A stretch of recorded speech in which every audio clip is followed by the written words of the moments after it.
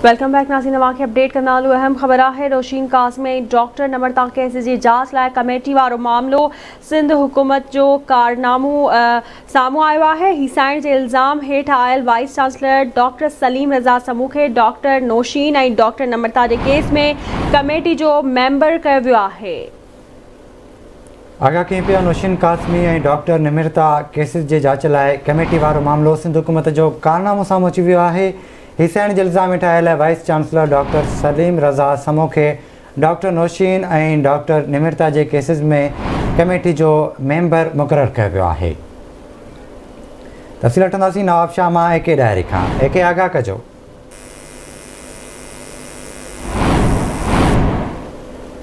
AK आगाह कजो। हिसाइण जे इल्ज़ाम हेठि आयल wise chancellor doctor Salim Raza Samoo खे डॉक्टर नौशीन ऐं नम्रता केसिस में कमेटी जो मेंबर मुक़ररु कयो वियो आहे। छा तफ़सील आहिनि?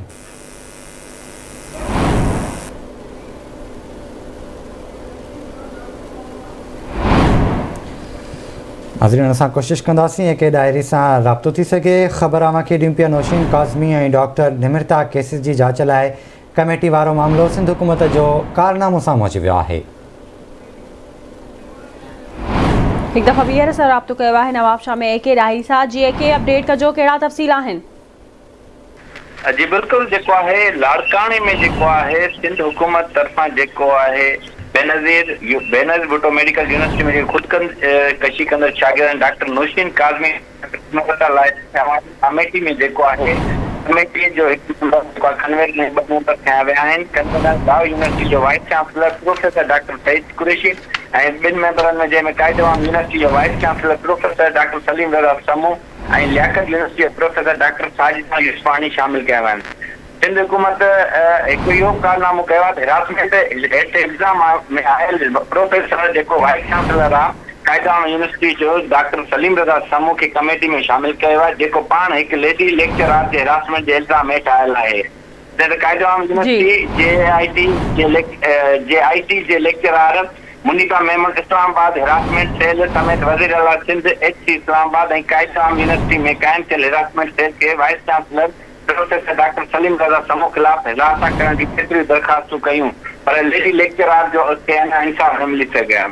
कायदो आम यूनिवर्सिटी में लेक्चरार 2020 में दरख़्वास्तूं कयूं मुख़्तलिफ़ इदारनि में, मगर इंसाफ़ न मिली सघिया। पर अफ़सोस जी ॻाल्हि इहा आहे त जेको wise chancellor professor Salim Raza Samoo खे कमेटी में जेको मेंबर कयो वियो आहे त उहो जेके नम्रता ऐं जेको आहे नौशीन जी तरफ़ आहे कमेटी में कहिड़ो इंसाफ़ कंदो, सवाल कई उथनि पिया ऐं बहस बि हलनि पिया त कमेटी में जेको मेंबर खयो आहे professor vice chancellor doctor Salim Raza Samoo खे फौरी तौर ते जेको आहे इन कमेटी मां हटायो वञे ऐं फर्ज़ शनास ऐं ईमानदार जेका आहे कमेटी जो मेंबर कयो वञे।